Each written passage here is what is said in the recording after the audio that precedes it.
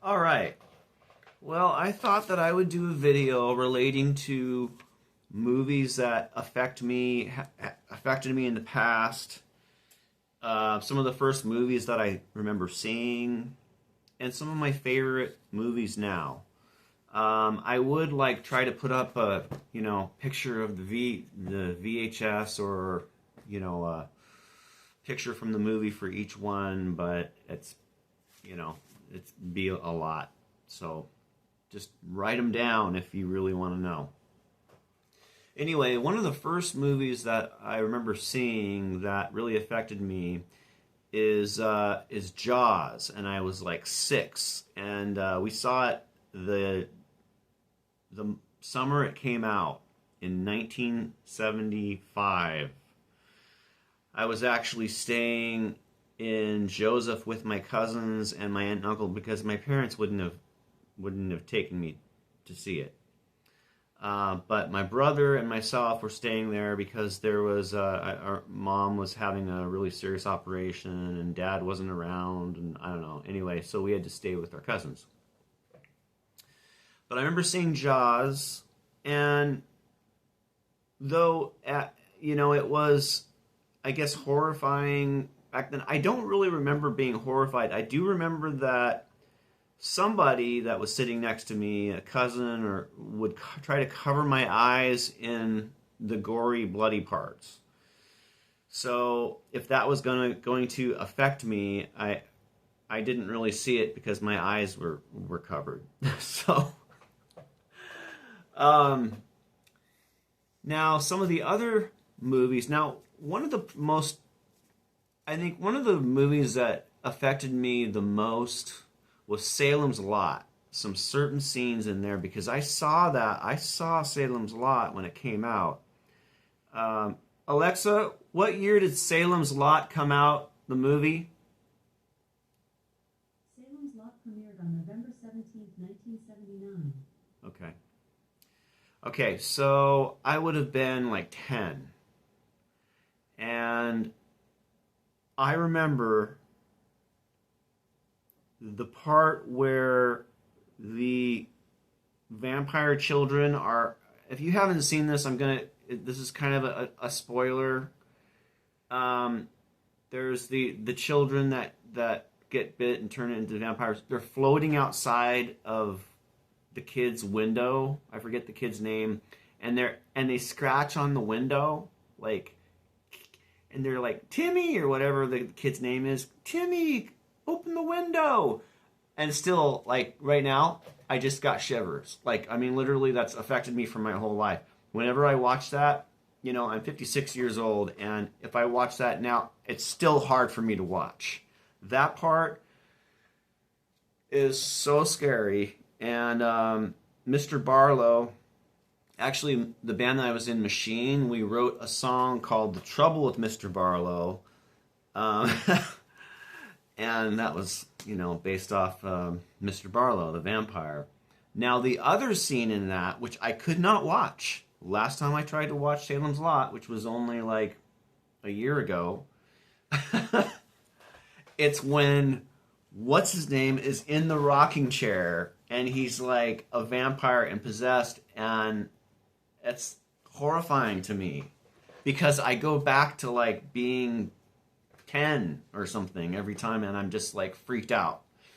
So Salem's Lot to me is one of the scariest movies that I know of. Even that, it may be considered not that scary to some people, but to me, there are scenes in there that are the scariest scenes. Okay. There's another movie called Burnt Offerings that I remember seeing in the 70s. Now, my brother is to blame a little bit for influencing me, attempting to influence me, and force me to watch scary movies that I may have not watched if it wasn't for him. And it didn't really work because I'm a horror fan, but I'm not a horror fan like he is. But there was movies that he would play, and I would watch, and I was 4 years younger, so if he was, whatever, if he was like 15, I was still, 11 or 12 or whatever. So Burnt Offerings. Now I've watched Burnt Offerings again, and it's not as scary, but it kind of has to do with like a possessed haunted house and a family that has to live in this house. They become like caretakers, and it's actually a pretty good movie. It doesn't scare me like Salem's Lot does. Still, that scares me. Now the reason I'm doing this video is I actually saw a clip of House of Wax with Vincent Price, and I remember very specifically that scared me. House of Wax with Vincent Price. I think it's like 1979. So I saw that when I was 10, and Bruce probably rented it. He was like, "Oh, this isn't going to be very scary, John." Of course, like I remember thinking that Vincent Price, his scary character with the black hat, was like under my bed. Yeah. And I remember being scared. Like that haunted me. That haunted me. House of Wax. So I gotta watch that again, and see if that affects me the same. I want to make sure this is recording. Okay, we're recording. All right. So, and then my brother also, he would play like Alien. So Alien was scary, but I think I was a little bit older, and really the scene that of course is famous for being the scariest scene is when the alien comes out of his chest. And that was, my brother loves that stuff, and that's great. I just remember he was really into it, and I was into it, if it wasn't too gory. Thanks, Bruce. Yeah. And like The Reanimator, that was also another really good one. And The Thing, these are movies that and another movie, Bruce, that you played for me is I think we've talked about this, but it reminded me when I watched it. Now this horrified me when it came out. I was pretty young. I was probably like, it's called Class of 1984, and it's like, it has to do with these like punk rock juvenile kids that cause trouble, and they have a gang, and they're really mean, and they're like, anyway. There's a scene in there where there is somebody's on fire, and I remember that really scaring me. Like something about that really, really scared me. And when I watched that again, when I saw that scene, I was like, "Oh fuck, that's the scene." That freaked me out. The Shining. So, The Shining. Again, I think I was pretty young. I mean, these are like a lot of these movies I saw when they came out. The Shining was freaky. I remember the shower scene where the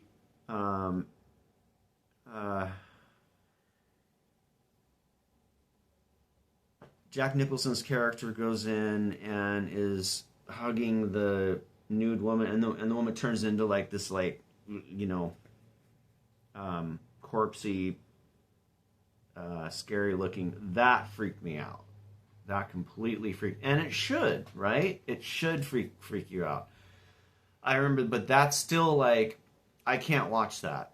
I can't watch that scene. It freaks me out. There's other scenes in The Shining that bring me back to when I was when I was young, when I was a kid. You know, like how I felt. Alien, the stomach scene, Return of the Living Dead. Now, Return of the Living Dead was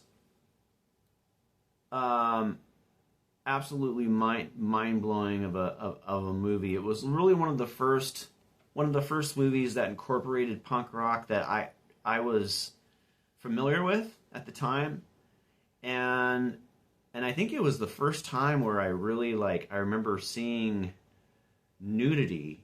You know, one of the first times I remember seeing you know, there was nudity in that, where they were you know, the one punk rock girl undresses and she's dancing on a grave or something. I don't remember, but I remember being like, whoa, you know. Yeah, that was pretty intense. Now, some of my favorites back then was the Road Warrior. I loved the Road Warrior, and of course Star Wars. You know, Star Wars. We went and saw Star Wars when it came out, and we even got T-shirts in the movie theater. We had T-shirts, and those are long gone. I wish I had those. Yeah, so movies that I was really into back then, you know, I guess I was kind of normal in a sense, where stuff like Raiders of the Lost Ark I loved, or you know, Star Wars, or Planet of the Apes. You know, I was into you know, things like Don Knotts. You know, I really like Don Knotts, and you know, I mean, I'd have to think about it.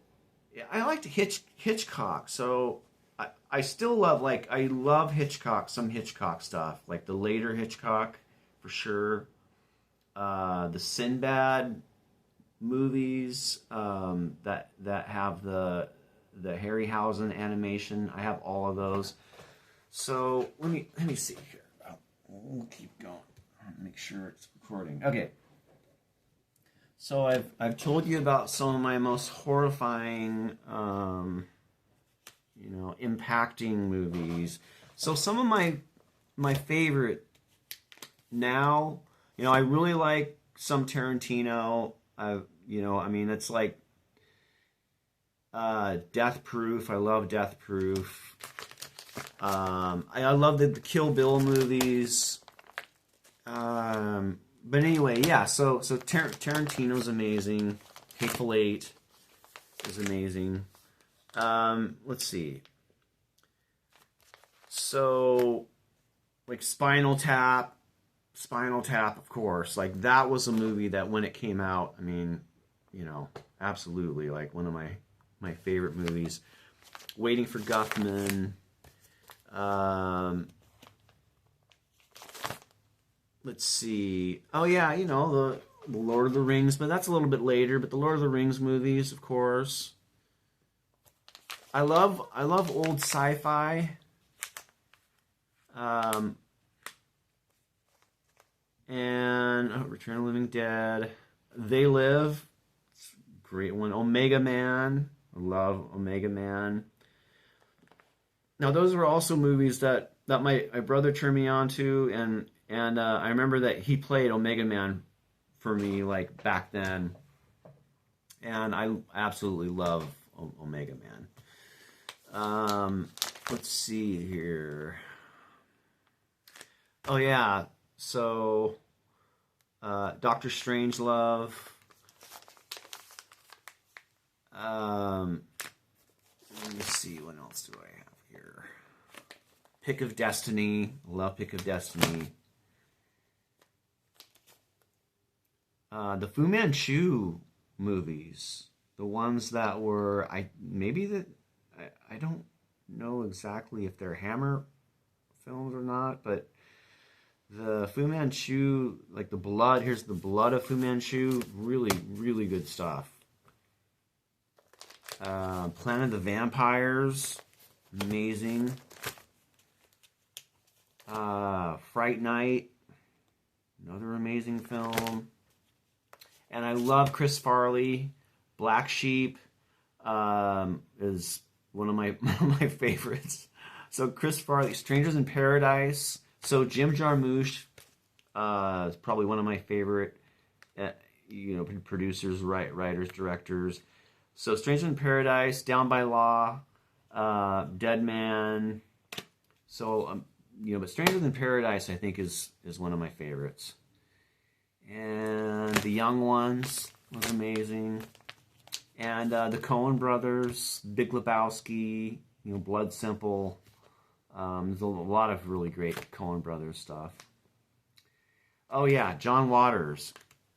John Waters, love John Waters. I was only really turned on to all John Waters stuff only about, I guess that would be about 15 years ago, something like that.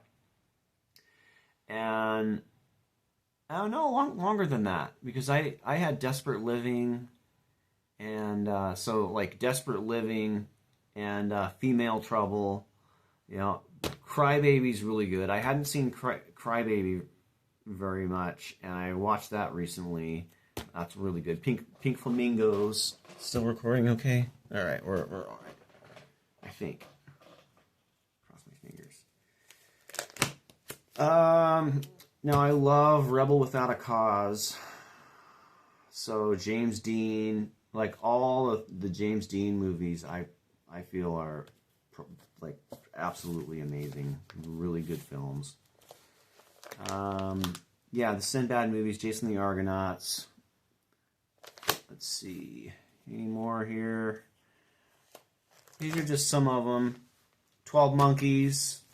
Love 12 Monkeys. I thought 12 Monkeys was...